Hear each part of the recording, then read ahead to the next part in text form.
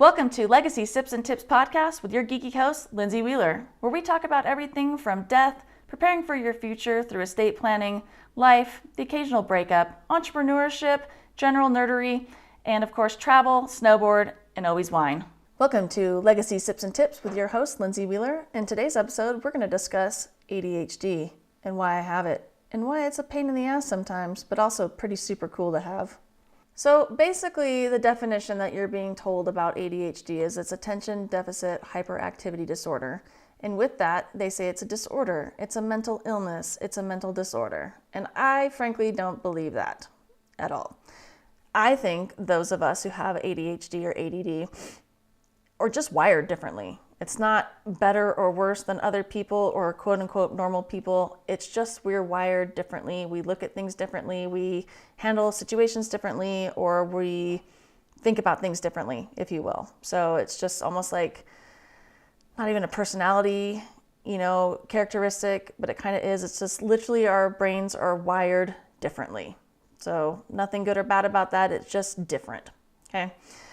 With that, it's not very well known. It's not very well studied, particularly in women. It's usually considered, a young boy's illness, if you will, or that just young boy needs to be medicated because he's too hyper. Well, children are children, and children are hyper because they have a lot of energy because they're growing and they're children. Not every rambunctious little boy or little girl has ADHD. Typically, you're not diagnosed until later, and oftentimes in women, you're not diagnosed until usually much later, maybe even into your late 20s, early 30s, okay? With that, you have some struggles and difficulties fitting into the quote-unquote square world because, we all live in a society, we have to assimilate and work in these constraints that we have, and oftentimes, sometimes that doesn't fit. With that being said, it also makes things much easier. We handle things in different ways. We think of things different ways. We're a huge asset to have in a workplace setting. Problem solving, puzzle solving, communication skills, what have you. It is an amazing thing to have. Again, disadvantages of it too. Sometimes it's difficult with your interpersonal relationships. Sometimes it's difficult to be in romantic relationships, difficult to be in workplace settings because we don't usually typically fit the mold of what people expect people to be like. So that's a little bit about ADHD, and that, of course, I obviously have it. You can maybe already tell because I, click around pretty quick and what that is about, and I'm able to just ramble on to you guys quite easily because of it. So how does that look like in my brain, or maybe your brain if you have ADHD?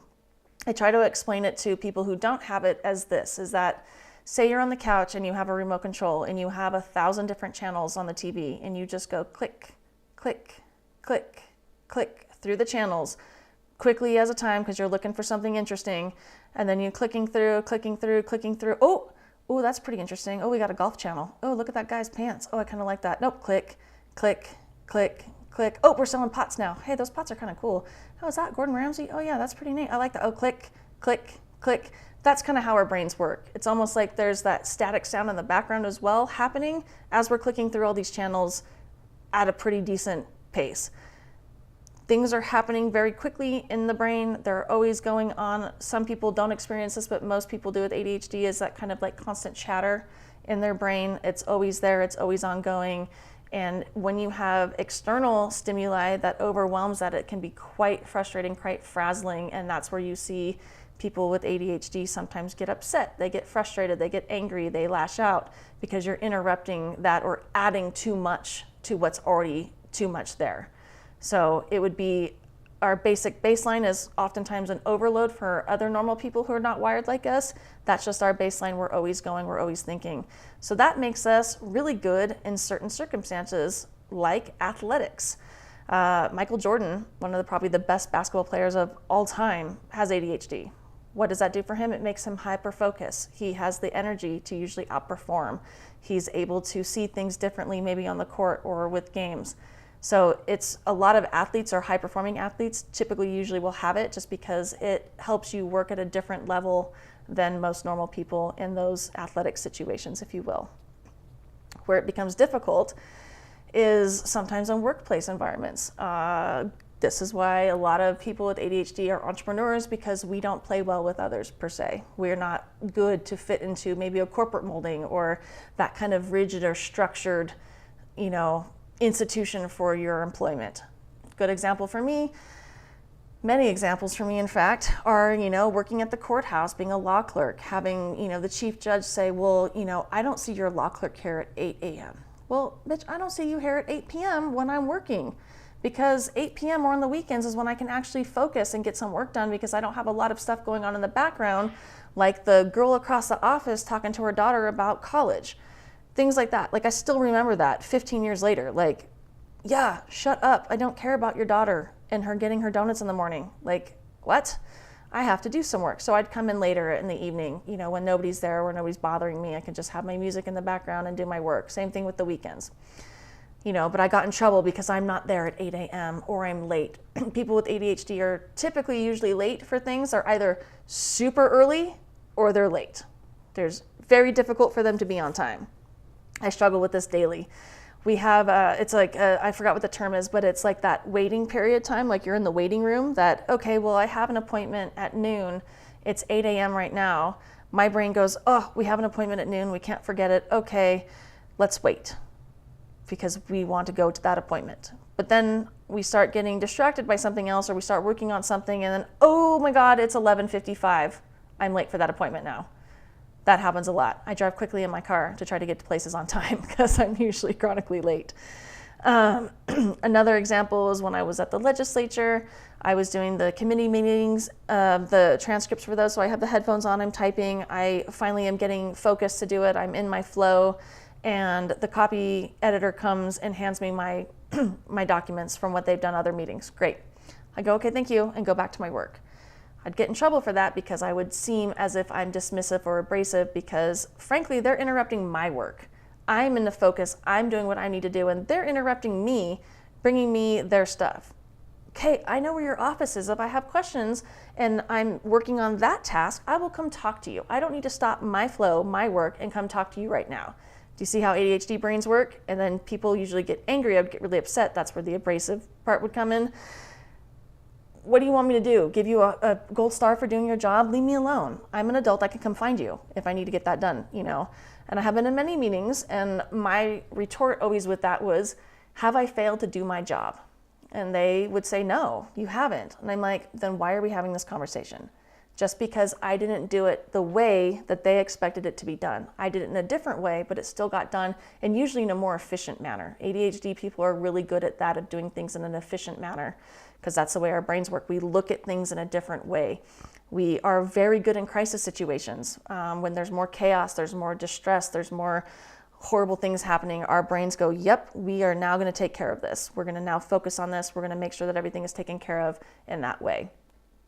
I'm sure it served some evolutionary purpose back in the day. Maybe we were always hyper aware of looking at, hey, those people came to our gates and they burnt it down, 20 years ago. We should be paying attention to those people. We don't like that. We're watching them. Okay, we say they're cool, but they're not. Or, hey, that lion over there is coming really close to our tribe. I don't know about that. Maybe we should look at that. We're letting everybody else know what's going on.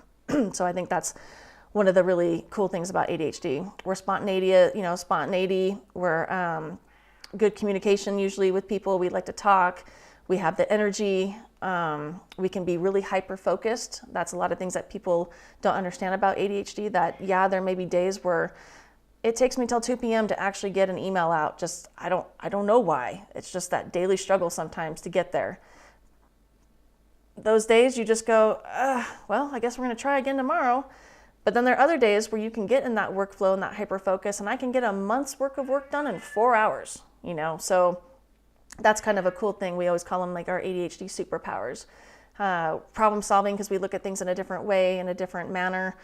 Usually a good overview of things, we can get there. Sometimes we miss that small minutia, but we can give you a different way to look at these problems. So they're really good to have somebody with ADHD in your organization or whatever, because they're going to look at your problems and problem solve in a whole different manner than you may have with your normal staff. Looking at this, managing your challenges. So sometimes, our time frame works on a different realm. We're waiting for things, or we're in that hyper focus. We forget about things. Things are not in our kind of purview. It can be difficult in relationships. My boyfriend and boyfriends in the past have struggled with this of I just do things differently. Like sometimes I'll just doom scroll on my phone and there's a movie on and he's talking to me. Sorry, that's where my brain's going, you know. Or another good one is with food. Like we'll hyperfixate on things. Like I will eat the same yogurt and granola and berries for an entire month straight. It's the best thing in the world for me. Every single day I will eat that. And then on day 31, somebody could say, oh, do you want yogurt and berries and granola for breakfast? And I'll be like, ooh, no, I don't. No, that's the worst thing I could ever want to have. I never want to have that again. And then maybe 3 months later, I love it again. You know, we get kind of bored with mundane things or check out, if you will, because things are just too not interactive for our brains. Our brains aren't being stimulated in that way. So kind of cool things with that. Also, we lack dopamine. So things that give us that dopamine, we're going to look for that. That's that doom scrolling, looking at stuff. People are talking to people, talking to strangers. Sometimes impulsivity is a negative with that. We'll do, you know, stupid shit, frankly, just because that sounds fun. A lot of times people who are undiagnosed with will self-medicate. A lot of times too, people who are undiagnosed or diagnosed will suffer from other ailments such as like anxiety or depression. That often goes hand in hand with a lot of things, mainly because our brains are overthinking everything because we're always on, if you will. So also with this, and there's a lot of things that don't get talked about with ADHD, especially in women being diagnosed later in life, that we didn't know about. I didn't know about until very recently that there is a phenomenon with ADHD called rejection sensitivity. Yeah, what's that mean? That means when someone tells you a criticism or critique, you take it like it's the end of the world. That they hate you and it sucks and you suck and everything sucks and they don't want to be with you or they don't want to deal with you and they're not your friend or whatever it is, when that's not true at all. They're just saying, hey man, your shirt's got some lint on it. Maybe you should take care of that. It's a bad example, but something like that, you know what I mean? If you feel hyper-critiqued or hypersensitive about things. That's also a superpower with ADHD. You are super emotional. You are super in touch usually with other people's emotions and feelings and are able to relate to them and to empathize with them on a much different level than a lot of other people do. So those are kind of the pros and cons about ADHD. So this week for wine, we are enjoying a Viognier from Hovey. This is out of Calaveras County, California. It's kind of like a little small AVA out of Murphy's, California. They're really great. I don't particularly like Viognier too much. I find them unbalanced primarily most of the time, but this is a really nice one. They did a really good job with this one, so I don't mind this for a nice summer or spring sipper. So that's what we're drinking today.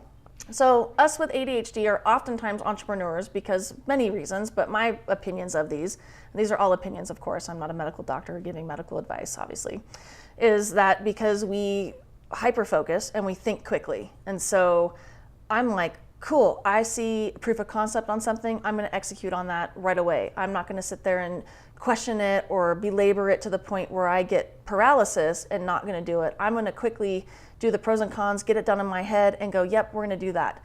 And if it doesn't work out, great, then we fail fast, we fail quick, and we move on to something else. We're able to pivot that way too in our brains. So a lot of times, during COVID, a lot of businesses failed.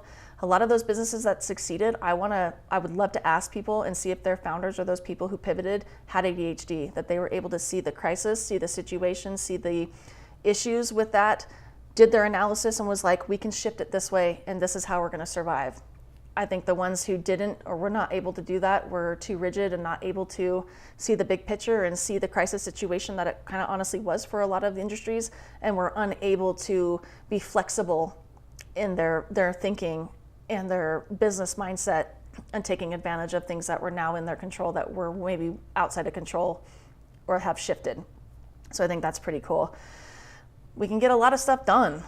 Often people think, oh, you're so inattentive and you're hyperactive and you're jittery and you're all these things and you're not paying attention. Well, yeah, that's true. But also if I'm in flow state and I finally get that hyper focus, I'm going to get it all done, all of it.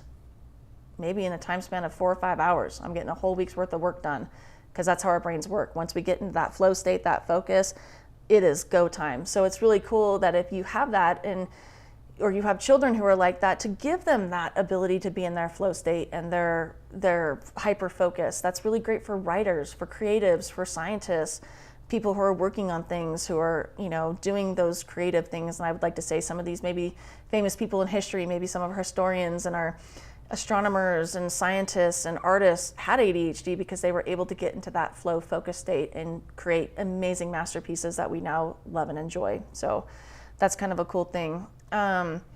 Accommodations, it's not a disorder, it's just a different way of thinking. And so you can do accommodations for people or kids in school. I wish I had some of those, like giving just a little bit of extra time for me to get into that state. Maybe being able to have, go into a separate room and have maybe a background classical music or something that helps my brain. In college, I used to study at the casino because it was loud. It gives me an ability to do work. Recently, I've been at the winery doing my normal work, and people in the winery are like, how are you working right now? Like this, it is a cellar. Like this is loud. We have machines, we have forklifts, they're cleaning the tanks and everything. They're moving stuff around. There's moving barrels. There's people in and out. It's loud. How is anybody working on detailed writing or whatever? And it's like, this is perfect for me. Like got so much external stuff. It then makes me focus because my brain has now pushed all that out. And now I'm in this tunnel, if you will. So it's kind of an interesting way of having your brain think.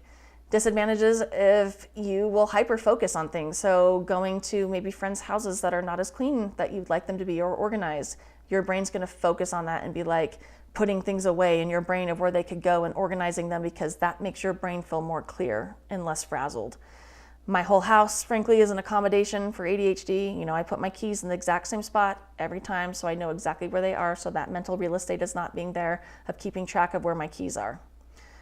Certain things are where they need to be so I don't lose them. If I need to bring something with me and it's very important, I will literally either put it in the car itself or put it right in front of the door that I will trip over it, because I am thinking of it in the now. I may not think about it in the future. So if it needs to go with me, it needs to be put there now and not later, because I will forget about it. With that being said, you could ask me where the purple thumbtack is that I used in 2014.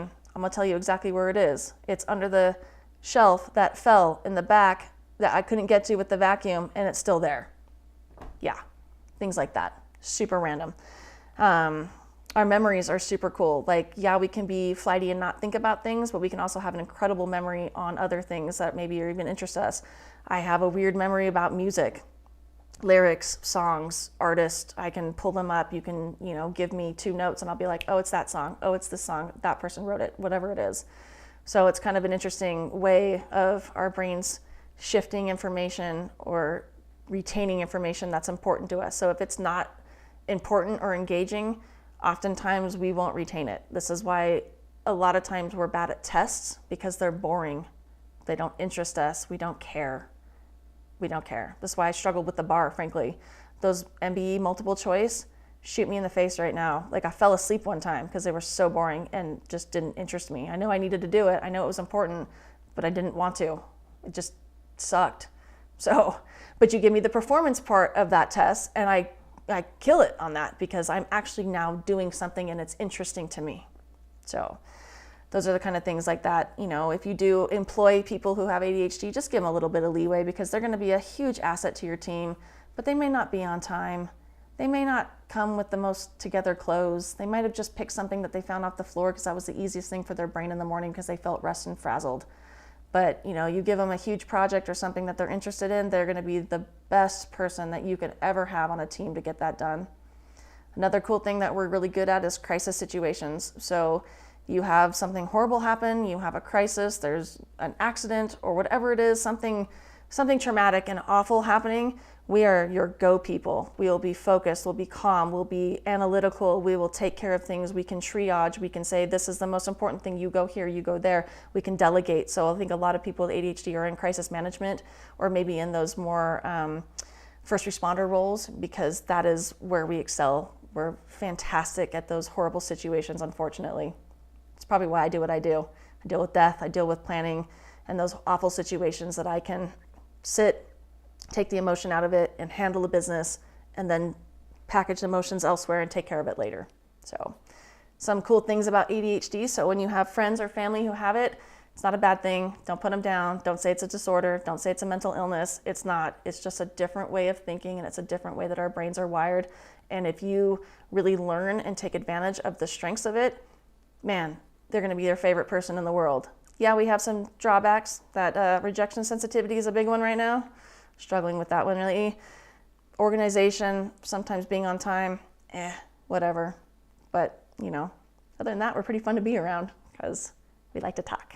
So if you have ADHD, I would love to chat with you and see what kind of things that you have done to make your world a little bit easier or easier to fit into our normal square life.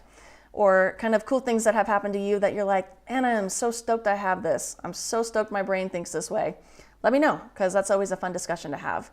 And of course, you can always find me at Your Estate Plan Online or High Sierra Legal. And of course, when you think of death, think of me. Thank you for listening to this podcast. If you found value, please like, subscribe, and share.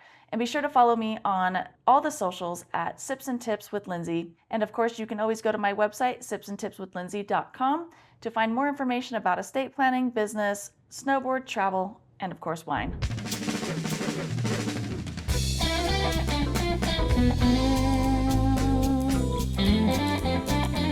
As always, we have to get the legal stuff out of the way. I went to law school, so you don't have to. However, we have to read the special disclaimer that I am not a practicing attorney. I am not your attorney. I am not offering any legal advice in any content or any episode. All content is for your information and educational purposes only. It is not a substitute for seeking your own legal advice from your own attorney or other professionals such as a CPA or financial advisor. I cannot give legal advice and do not offer any legal services or legal advice, but I do offer some fun and educational content for you to enjoy.